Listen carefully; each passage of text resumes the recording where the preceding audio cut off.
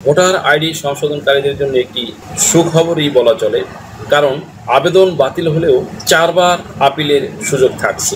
জাতীয় পরিচয়পত্র এনআইডি সংশোধন নিয়ে ভোগান্তির জন্য শেষ নেই। অনেকের আবেদন মাঠ পর্যায়ে পড়ে থাকে বছরের পর বছর, আর এ অবস্থায় অনেকেই আশ্রয় নেয় দ্বিতীয়বার ভোটার হওয়ার মতো দণ্ডনীয় কর্মকাণ্ডে। সুপ্রিয় দর্শক মণ্ডলী, এই পরিস্থিতি থেকে উত্তরণের জন্য কারো আবেদন বাতিল হলে 4 বার আপিল করার সুযোগ সৃষ্টি করছে নির্বাচন কমিশন ইসি। মূল আলোচনায় যাবার আগে প্রথমেই সর্বসাধারণের জ্ঞাতার্থে একটি দিক নির্দেশনা দিয়ে শুরু করতে যাচ্ছে। এখানে উল্লেখ্য যে আমরা প্রায়শই দেখি যে আবেদনকারী না বুঝেই একটি ভুল করে থাকে।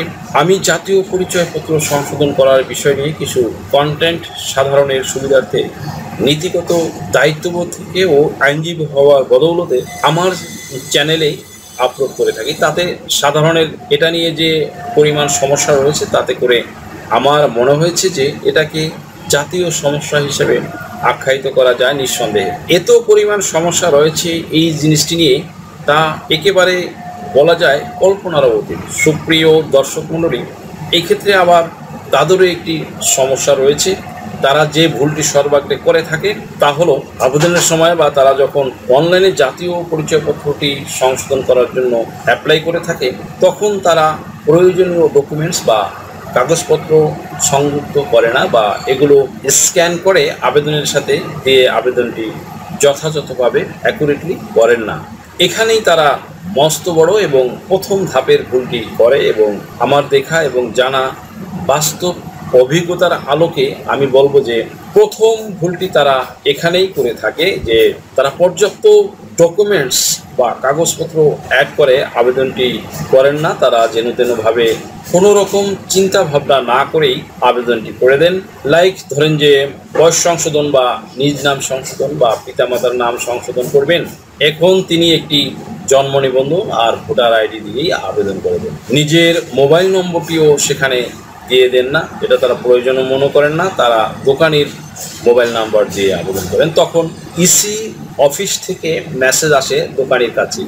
আপনি হয়তো তখন জানলেনই না যে নির্বাচন অফিসে যোগাযোগ করার জন্য আপনার কাছে মেসেজ এসেছিল। তারা তারিখও দিয়ে দিয়েছিল কোন তারিখে নির্বাচন অফিসে হিয়ারিংয়ের জন্য যেতে হতো আপনাকে। আপনি এখানেও একটা ভুল করলেন, আবার দোকানির কাছ থেকে পাসওয়ার্ডও নিলেন না বা আবেদন করার পর ফর্মটিও সংগ্রহ করলেন না, সেখানে আরেকটি আপনারা ভুল করলেন।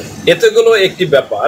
আবার ধরুন যে নিজের নম্বর দিয়েই আবেদন না হয় করলেনই, সহজেই করে দিলেন যেন তেনভাবে, বাট কিছুদিন পর দেখা গেল নির্বাচন অফিস থেকে আপনার নিকট মেসেজ এলো, আপনাকে তারা সেখানে সংযুক্ত করতে বলেছেন, দ্যাট মিনস অ্যাটাচ করে দিতে বলেছেন। লাইক ধরুন যেমন 1 নম্বরে আপনার প্রথম শ্রেণীর ম্যাজিস্ট্রেট কর্তৃক হলফনামা বা কোর্ট অ্যাফিডেভিট, যেটা একজন আইনজীবীকে দিয়ে করাতে হয়।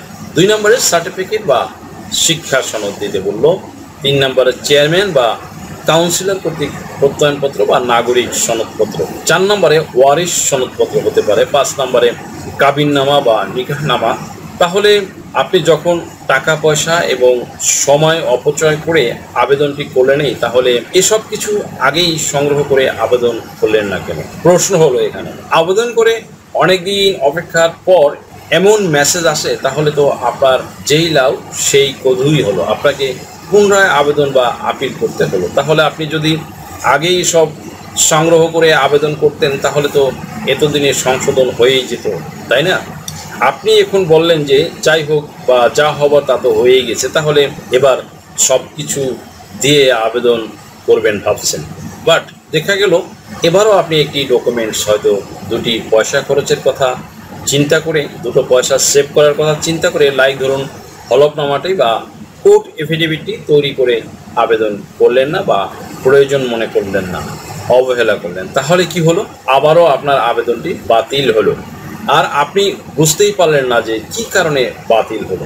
এভাবে হয়তো আপনি বারবার আবেদন করতেই পারবেন, কিন্তু কাজের কাজ আপনার কিছুই হবে না। ভোটার আইডি সংশোধনের জন্য এই একটি ডকুমেন্টস যে কতটা জরুরি ছিল আবেদন বাতিল হবার পর হারে হারে বুঝতে পারবেন। তাই সময় থাকতে সময় নষ্ট না করে আগেই এটা করে নিন।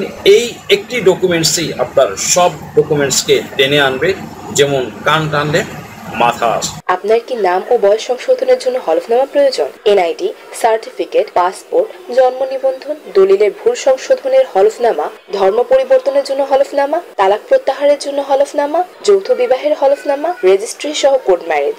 এছাড়া অন্য সকল ধরনের হলফনামা কিংবা এফিডেভিট নিতে আজই ডায়াল করুন 01724583880 নাম্বারে। সুপ্রিয় দর্শক মন্ডলী, যাই হোক, মূল আলোচনায় যাওয়া যাক। ইসি কর্মকর্তারা জানিয়েছেন নাগরিকদের ভোগান্তি দূর করতে এবং দ্বিতীয়বার ভোটার হওয়ার অপচেষ্টা রোধ করার লক্ষ্যে এনআইডি সংশোধনের জন্য একটি নীতিমালা করার উদ্যোগ নেওয়া হয়েছে। এক্ষেত্রে কারো আবেদন বাতিল হলে তিনি সেই বাতিল আদেশের বিপক্ষে আরও 4 বার আপিলের সুযোগ পাবেন। এছাড়া আবেদন যাতে কারো টেবিলে বছরের পর বছর পড়ে না থাকে, পেন্ডিংয়ে না থাকে, সেজন্য একটি নির্দিষ্ট সময় বেঁধে দেওয়া হবে। এতে কারো আবেদন সংশোধনযোগ্য হোক বা না হোক তা নিষ্পত্তি করে নির্দিষ্ট সময়ের মধ্যেই আবেদনকারীকে জানিয়ে দেওয়া হবে।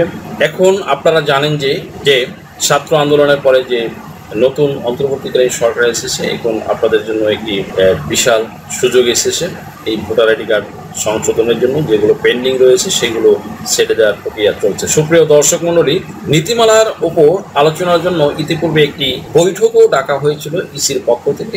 এক্ষেত্রে খসড়া নীতিমালার উপর এবং মাঠ পর্যায় থেকে আসার কর্মকর্তাদের সুপারিশের উপর আলোচনা করবেন নির্বাচন কমিশন ও তার ঊর্ধ্বতন কর্মকর্তা। খসড়া নীতিমালায় উল্লেখ করা হয়েছে, উপজেলা নির্বাচন কর্মকর্তার কাছে কোনো আবেদন বাতিল হয়েছে গেলে সিনিয়র জেলা বা জেলা নির্বাচন কর্মকর্তার কাছে আপিল করতে হবে। আবেদন যাচাই বাছাই করবেন অতিরিক্ত জেলা নির্বাচন কর্মকর্তা বা নির্বাচন কর্মকর্তা। তিনি 60 দিনের মধ্যে আপিল আবেদন নিষ্পত্তি করবেন। জেলা পর্যায়ে আপিল আবেদন না টিকলে পুনরায় আপিল করা যাবে আঞ্চলিক নির্বাচন কর্মকর্তার কার্যালয়ে। এক্ষেত্রে আগের আদেশের 45 দিনের মধ্যে আবেদন করতে হবে, তিনি পরবর্তী 60 দিনের মধ্যে তা নিষ্পত্তি করবেন। আঞ্চলিক কার্যালয়েও আবেদন না টিকলে আপিল করা যাবে এনআইডি অনুবিভাগের মহাপরিচালকের কাছে। এক্ষেত্রে আগের আদেশের 45 দিনের মধ্যে আবেদন করতে হবে, আপিল নিষ্পত্তি হবে আবেদনের পরবর্তী 60 কর্মদিবসের মধ্যে। সেখানে আবেদন না টিকলে সর্বশেষ পন্থা হিসেবে নির্বাচন কমিশন বরাবর আপিল করা যাবে আগের মতোই। এবারও 45 দিনের মধ্যে আবেদন করতে হবে। নির্বাচন কমিশন গঠিত কমিটির দ্বারা যাচাই বাছাই ও নথি উপস্থাপন এবং শুনানি শেষে কমিশন আদেশ দেবেন 60 দিনের মধ্যে। এক্ষেত্রে কমিশনের আদেশেই চূড়ান্ত হবে। নীতিমালা প্রণয়ন কমিটির দায়িত্বপ্রাপ্তদের একজন ইসির যুগ্ম সচিব তিনি বলেন, খসড়া নীতিমালার উপরে সবার মতামত চাওয়া হয়েছে, আলোচনা করে সিদ্ধান্ত নেওয়া হবে। পরিশেষে আমি বলবো যে আপনারা 3 বা 4 বা 5 বার আপিল করবেন, সবই ঠিক আছে, বাট সঠিক ডকুমেন্টস সংযোগ না করে আবেদন করলে এভাবে বছরের পর বছর আবেদন করেই যাবেন, আপিল করেই যাবেন, কিন্তু কাজের কাজ কি আসবে? কিছু হবে? প্রশ্ন আপনাদের কাছে